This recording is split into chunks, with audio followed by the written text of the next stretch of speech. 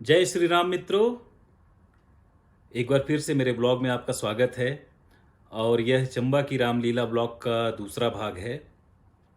इसके पहले भाग में आपने रामायण के प्रसंग देखे, दशरथ जी का महाप्रयाण, राम जी का वनगमन और श्री राम केवट संवाद, निषाद राज के साथ श्री राम जी का संवाद।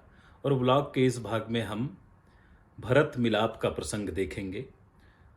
जब श्री राम जी वन को गए तो भरत जी अपने ननिहाल में थे और जब आते हैं उन्हें इसका समाचार मिलता है तो वह दारुण दुख से भर जाते हैं। और जिस ऐश्वर्यशाली विशाल अयोध्या के साम्राज्य को कैकेयी ने छल से अपने पुत्र श्री भरत के लिए हासिल किया था, उसे पल में ठोकर मारकर और श्री राम को खोजते हुए वो श्री राम के पास पहुंचते हैं। इस बीच वो विक्षिप्त हो जाते हैं, आहत हो जाते हैं, दुखित हो जाते हैं और अंततः चित्रकूट में श्री राम भगवान के पास पहुंचकर उनसे विनय करते हैं कि आप अयोध्या वापस चलें और राजपाट संभालें। श्री राम जी पिता को दिए वचन से बंधे हुए थे तो उन्होंने कहा कि आप जाएं अयोध्या और शासन करें और मुझे पिता के वचन का पालन करने दें। तो भरत ने उनसे उनकी खड़ाऊ मांग ली और उस खड़ाऊ को सिंहासन के स्थान पर, सिंहासन पर रखकर और खुद सिंहासन के नीचे बैठकर उन्होंने अयोध्या का राजकाज संभाला श्री राम जी के लिए। भरत रामचरितमानस के बहुत विशाल चरित्र हैं।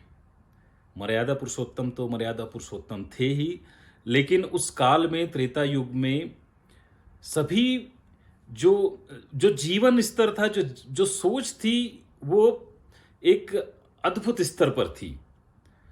भरत जी चाहते तो अयोध्या का साम्राज्य बड़ी आसानी से उनके पास आ गया था, पर उन्होंने वो उस ऐश्वर्य को मिनटों में, पल में ठुकरा दिया और यही उन्हें मानव से महामानव बनाता है, यही उन्हें विराट बनाता है। यदि वो अयोध्या के साम्राज्य को अपने पास रखते तो श्री राम उनसे उसे कभी वापस नहीं मांगते, किंतु उन्होंने उस साम्राज्य को ठुकरा कर अपनी मां कैकेयी के किए पाप का तो प्रायश्चित कर ही दिया और इतिहास में भ्रातृ प्रेम की, भाई के प्रति प्रेम की ऐसी मिसाल, ऐसी अनूठी मिसाल कायम कर दी कि सृष्टि के अंत तक हर कोई उससे सीख लेता रहेगा। ऐसे ही तो रामायण के, रामचरितमानस के हर एक पात्र हैं और इसीलिए यह पुस्तक हमारे लिए एक संहिता है, ये हमारे लिए आदर्श है। तो दोस्तों प्रेम से बोलिए जय श्री राम और करते हैं हम आज की लीला का आरंभ। दोस्तों ये जो आप मंच पर भरत जी के रूप में अभिनेता देख रहे हैं, ये हैं मेरे सहकर्मी श्री रोहित महाजन जी, जो कि मेरी कंपनी में कॉमर्शियल विभाग में काम करते हैं। और जितने यह अपने कार्य में दक्ष हैं उतने ही पारंगत यह अभिनय में हैं और पिछले 15 वर्षों से अनवरत रूप से यह इस लीला में श्री भरत का चरित्र निभाते आ रहे हैं। और ये इनका परिवार जो है चंबा के प्रतिष्ठित कपड़ा व्यापारियों में से एक है और परंपरागत रूप से इनके परिवार के सदस्य ही भरत का चरित्र निभाते आए हैं और इनके पिता के बाद अब यह इनकी जिम्मेदारी है। इन्होंने इसे संभाला और आगे हम जानेंगे और भी कहानियाँ। इसके बीच देखते हैं हम श्री भरत जी का संवाद।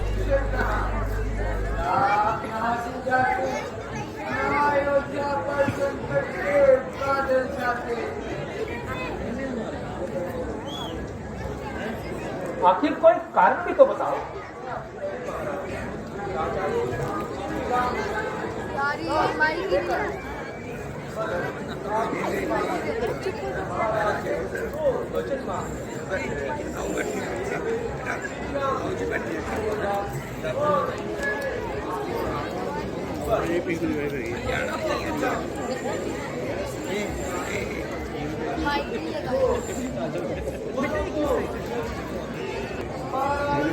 महाराज क्या हुआ महाराज को?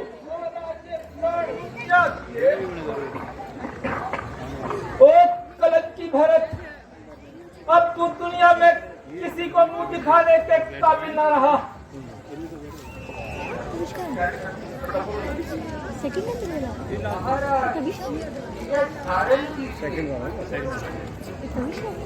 आपकी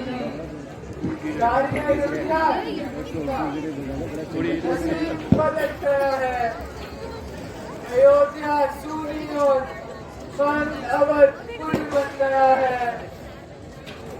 हाँ राम, तुम अयोध्या से चलती है, मगर ऊपर सुनते हैं सूर्य चंद्र, नीचे गंगा यमुना साक्षी। करता हूँ आज प्रतिज्ञा में करके बच्चा बच्चा साक्षी के राजमुकुट नियमानुसार जब तक श्री राम के सर पर न हो तब तक शैया को सजता हूँ, पृथ्वी मेरा बिस्तर हो।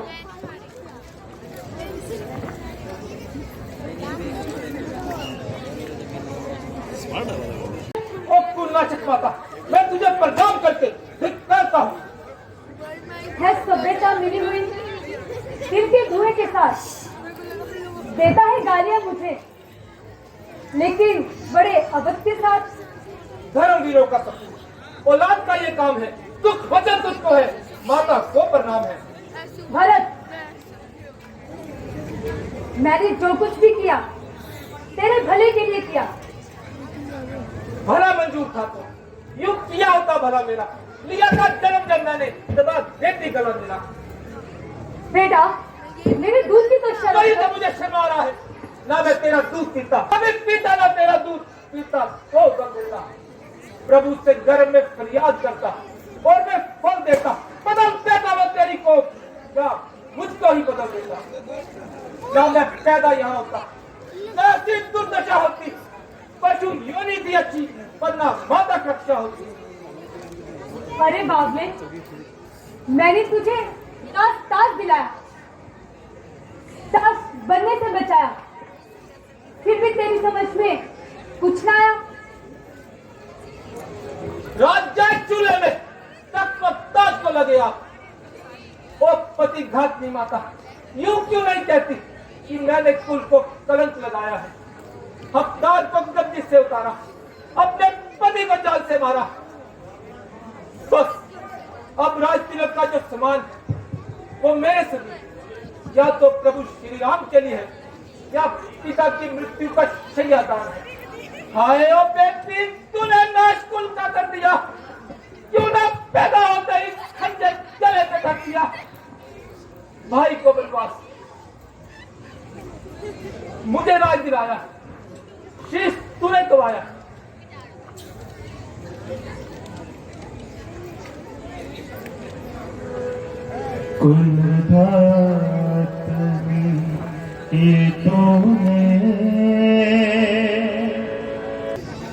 भरत, बजाय इसके तुम मेरा और मंथरा का गुणगान करे, उल्टा मुझे दिखाता है।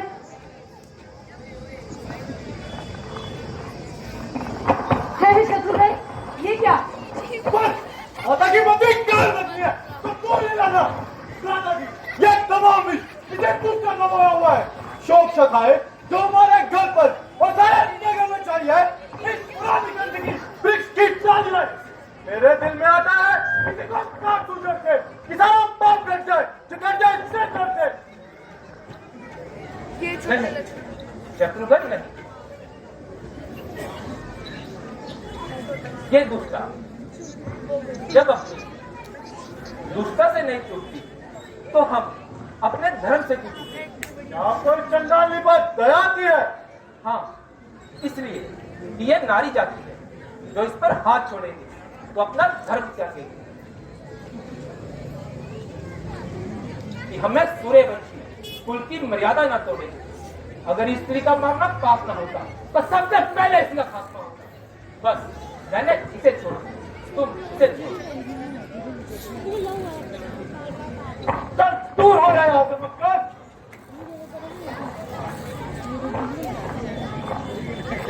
आहा, आनंद आ गया मित्रों। और ये जिन्होंने अभी भरत के चरित्र को साकार किया, जिन्होंने कैकेयी का चरित्र निभाया, और ये जो भी कलाकार हैं, ये बिल्कुल सामान्य परिवारों के हैं, ये कोई व्यावसायिक कलाकार नहीं है। और ये सम्भ्रांत परिवारों के सदस्य हैं जिन्होंने रामलीला क्लब की स्थापना की और लीला का मंचन करते हैं। और आपने अभिनय की उत्कृष्टता तो देखी ही। तो दोस्तों, मैं अभी जिन्होंने भरत जी का अभिनय किया, श्री रोहित महाजन जी, मैं आपसे उनकी बात कराता हूँ। और हमने उनसे कुछ बाइट्स ली, तो इस ब्लॉग में मैं उन बाइट्स को आप तक पहुँचा रहा हूँ। और इसके बाद फिर हम आगे की लीला का प्रभु श्री राम जी से भरत जी का मिलाप भी देखेंगे। आइए बात करते हैं दोस्तों रोहित महाजन जी से। तो रोहित भाई, बहुत बहुत धन्यवाद, आपके आमंत्रण पे हम यहाँ पे आए। और आज आप सभी ने देखा कि जो प्रोटेगोनिस्ट थे इस रामलीला के, आज के जो मुख्य अभिनेता थे हमारे रोहित जी थे, जो मेरे सहकर्मी भी है। और उन्होंने बहुत ही अच्छा अभिनय किया, तो भरत का अभिनय किया। और आज उन्होंने बिल्कुल ऐसा लगा कि अयोध्या को साकार कर दिया अपने अभिनय से। तो रोहित भाई, कितने वर्षों से कर रहे हैं और इसकी पृष्ठभूमि क्या है? सर लगभग कोई 15 वर्षों से कर रहा हूँ। अच्छा। और भरत जो है वो हमारे परिवार से ही बनते आए हैं। अच्छा, आपके परिवार से ही बनते हैं? राम और भरत का। राम और भरत आपके परिवार से? तो जो राम बने हुए थे वो भी परिवार से हैं? वो आपके ताया जी के बेटे हैं। और इससे कैसा जुड़ाव रहा परिवार का? जब से स्टार्ट हुए तो हमारे परिवार वाले जुड़े हैं इस क्लब के साथ। अच्छा अच्छा, आपके बुजुर्ग मतलब दादा परदादा? कितने सालों से ये 1949 से चल रहा है ये। 1949 से। तो आज बहुत ही आनंद आया। तो साथियों, आप सभी को ये व्लॉग मैं आपके सामने प्रस्तुत कर रहा हूँ। और रोहित जी से हमने शुरू किया था, रोहित जी से ही ख़त्म करते हैं। एक बार प्रेम से बोलेंगे जय श्री राम। जय श्री राम। अब यह जो पर्दा सरक रहा है, यह एक ऐसे राजकुमार के विक्षिप्त होकर वन में विचरण करने का दृश्य है जिसे अभी अभी अयोध्या जैसा विशाल समृद्ध ऐश्वर्यशाली राज्य मिला है, जिसे अयोध्या पर शासन का अधिकार मिला है। पर वह इससे छोड़ देना चाहता है, इसे ठुकरा देना चाहता है, क्योंकि उसे अपना आत्मसम्मान प्यारा है, उसे अपना भाई प्यारा है, न कि राज्य।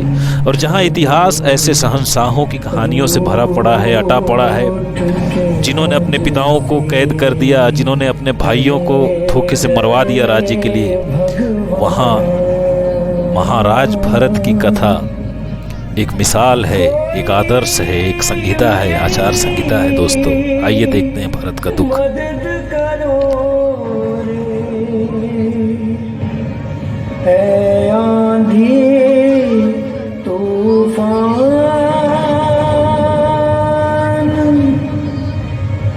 प्रभु मन मानी कर सकते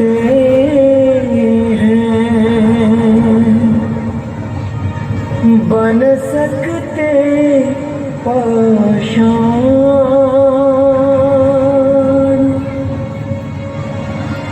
कैसे पत्थर बनूं कहो रे, मैं निर्बल इंसान।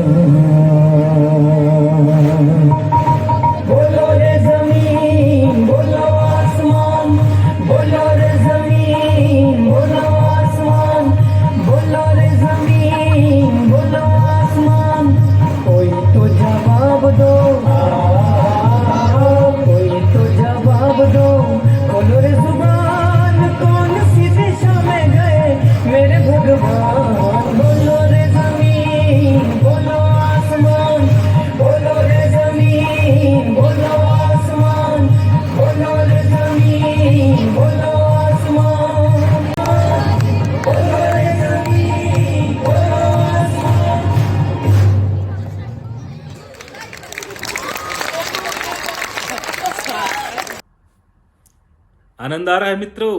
प्रेम से बोलिए जय श्री राम। आइए अब बात सुनते हैं एक ऐसे सज्जन की जो पिछले 60 वर्षों से निरंतर इस लीला में अपनी सेवा देते आ रहे हैं। वैसे पिछले ब्लॉग में मैंने उनका एक छोटा सा इंटरव्यू भी आपको दिखाया था, श्री नरेश महाजन जी जो आज इस लीला का संचालन कर रहे थे। अब वो बता रहे हैं कि किस प्रकार से वो इस रामलीला क्लब से जुड़े और पिछले 60 वर्षों से कैसे वो लीला में सेवा करते आए और श्री राम की सेवा से उन्हें क्या पुण्य लाभ मिला, क्या जीवन में आनंद मिला और उनकी प्रेरणा वो दे रहे हैं। आइए सुनते हैं श्री नरेश महाजन जी को, जो कि मंच से बता रहे हैं इस लीला से अपने जुड़ाव की कहानी। अधिक से अधिक संख्या में जुड़िए और फिर देखिए भगवान प्रभु की आप पर क्या कृपा बरसती है। मैं केवल 15 साल की उम्र से इस क्लब से साउंड मास्टर के नाम से जुड़ा था, जिसमें लाउड स्पीकर लगाना, एम्पलीफायर वगैरह लगाना, ये काम करता रहा और धीरे धीरे इस काम में मुझे और जिम्मेदारियां भी मिलती रही। जैसे जैसे मुझे जिम्मेदारियां मिलती रही तो भगवान प्रभु राम की कृपा भी उसी तरह मेरे पर और मेरे परिवार पर बरसती रही। कुछ समय के बाद रामलीला क्लब ने मुझे क्लब का प्रधान घोषित कर दिया और मैं लगातार 14 वर्षों तक इस क्लब की प्रधानगी भी करता रहा और आप सभी लोगों के सहयोग से ये क्लब दिन रात दुगनी तरक्की चुगनी तरक्की करने के और अग्रसर होता रहा। आज मेरी आयु 75 साल के करीब होने जा रही है और प्रभु राम की कृपा से आज भी मैं इस मंच पर आप सभी लोगों का सहयोग और आशीर्वाद प्राप्त कर रहा हूं और भगवान राम प्रभु की हमारे पर असीम कृपा बरस रही है। इसलिए आप सभी जन किसी न किसी तरह से भी रामलीला क्लब से जुड़िए और क्लब की सहायता कीजिए। जैसा जैसा कार्य आप कर सकते हो उसी कार्य के प्रति आप समर्पित होकर रामलीला क्लब में आइए और अपनी सेवाएं। बोल सियापति रामचंद्र महाराज की।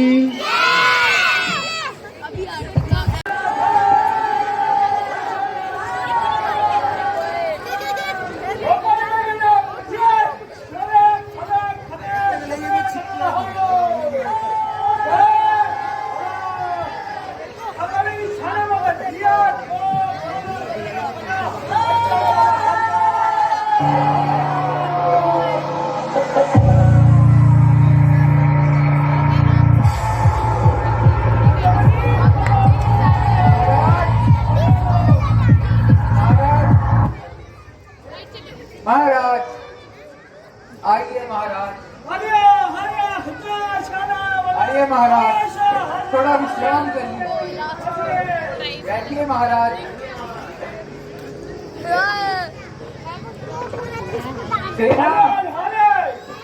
महाराज के मनोरंजन के लिए कुछ पेश किया जाए। बैठिए महाराज।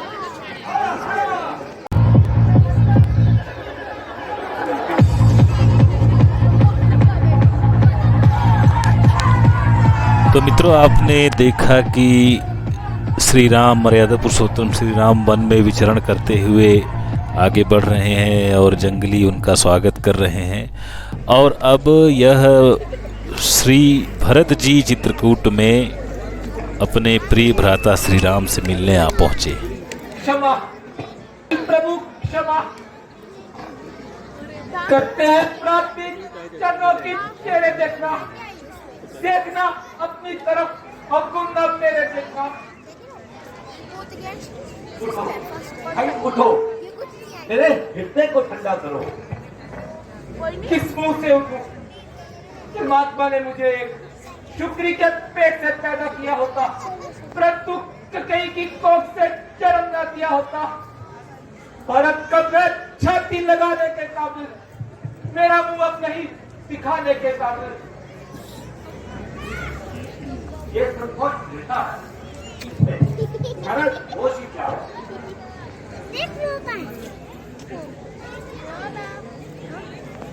नहीं, मैं संकटपूर्ण हूँ, मैं ही आपके मार्ग की धूल हूँ। मुझे ठोकरों से ठुकराइए, धिक्कारिए, कोप का मींह बरसाइए।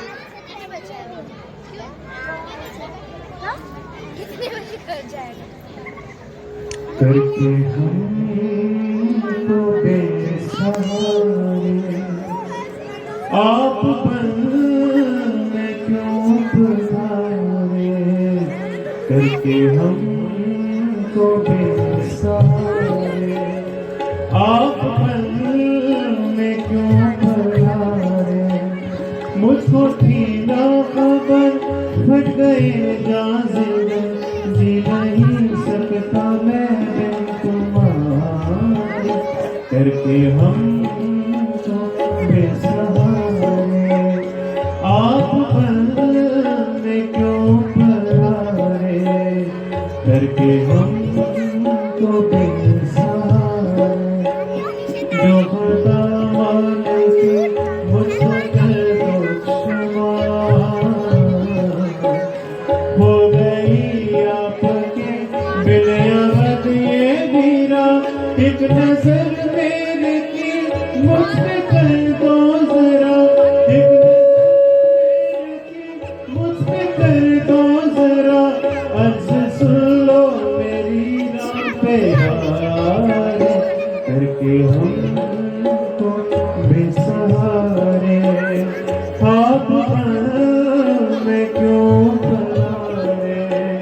मुझको थी ना खबर फट गए जाज़िम, पाएंगे हम दूर पर सोए सब सहारे, करके हमको बेसहारे। और यह भरत जी के साथ माता कौशल्या, राजगुरु इत्यादि भी अब आ पहुँचे हैं श्री राम जी के पास। अब देखिए उनका भी श्री रामचंद्र जी से यह चित्रकूट का मिलन, और इसके बाद श्री रामचंद्र जी ने कहा कि अब उन्हें पिता का वचन पूर्ण करना है, इसलिए भरत लौट जाएं और अयोध्या को संभाल कर रखें जब तक कि श्री राम वापस लौट कर नहीं आते। अब यह राजगुरु व माताएं भी आ पहुंची हैं और सभी उनका आशीर्वाद ले रहे हैं, श्री राम जी, श्री लक्ष्मण जी, माता सीता जी। और यहाँ से फिर श्री राम जी आगे वन को चले जाएंगे और यह विश्वास दिला जाएंगे कि 14 वर्षों तक वन गमन करने के पश्चात वह वापस आएंगे और भरत खड़ाऊ लेकर वापस जाएंगे अयोध्या। और यह श्री राम ने हृदय से लगाया माता कैकेयी को, वह सौतेली माता जिसने उन्हें वनवास पर भेज दिया। यही तो मर्यादा पुरुषोत्तम है श्री राम। क्या आज के युग में इसकी कल्पना की जा सकती है? लोग अपनी सगी माँ को भी घर से निकाल देते हैं और ऐसा कुछ हो जाए तो संभावना ही नहीं बच रहती, और वो अपनी सौतेली माँ को इतने कठिन वनवास के आदेश के बाद भी हृदय से लगा रहे हैं। वही तो हैं श्री राम। अब अयोध्या का हाल कहो, क्या कहूं? मेरे ननिहाल से लौटने से पहले पिताजी मृत्यु का समाचार सुना तो सभी शोक विभल हो उठे और विलाप करने लगे। और फिर मित्रों, अंत में भरत जी ने श्री रामचंद्र जी के वनवास पर जाने के निर्णय पर अटल रहने पर कहा कि वह 14 वर्ष के बाद वापस आएंगे और एक दिन भी अधिक न लगाएंगे और भरत जी अयोध्या को सजा कर रखेंगे उनके स्वागत में। यह कहकर वह अयोध्या वापस लौट गए। 14 वर्षों तक उन्होंने खड़ाऊ को सिंहासन पर रखकर शासन किया और यहीं से भरत विशाल हो गए, विराट हो गए और सनातन धर्म के इतिहास में चिरकाल हेतु अमर हो गए। मित्रों, एक बार प्रेम से बोलिए जय श्री राम, जय श्री राम।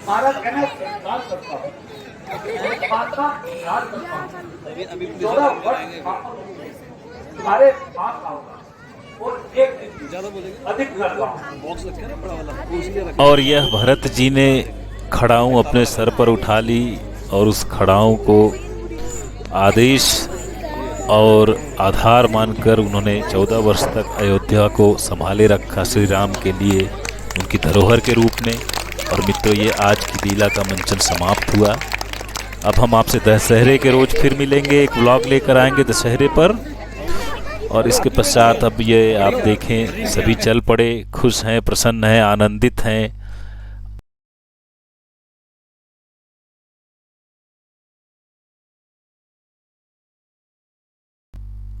दोस्तों, लीला के बाद हमें यह अब ग्रीन रूम में आने का अवसर मिला और हमने यहाँ बैठकर प्रसाद भी ग्रहण किया। वह भोजन जो कलाकारों के लिए बनता है और लीला के बाद सभी कलाकार यहाँ प्रसाद ग्रहण करते हैं। ये हमारे लिए एक अनूठा अनुभव रहा। रामलीला का अत्यंत दीर्घ समय के बाद, मुझे लगता है दशकों के बाद, मैंने रामलीला देखी। और ये बच्चे हैं, ये संभ्रांत परिवारों के बच्चे, जिन्होंने इतने अद्भुत रूप से इस परंपरा को जीवित रखा है। और ये हमारा चंबा के साथी और व्यापारीगण और समाज के अन्य सेवा भावी सज्जन। और यह है ग्रीन रूम का दृश्य। और इसके साथ ही अब हम इस ब्लॉग को यहीं समाप्त करते हैं। विजयादशमी का ब्लॉग लेकर फिर आऊँगा मैं।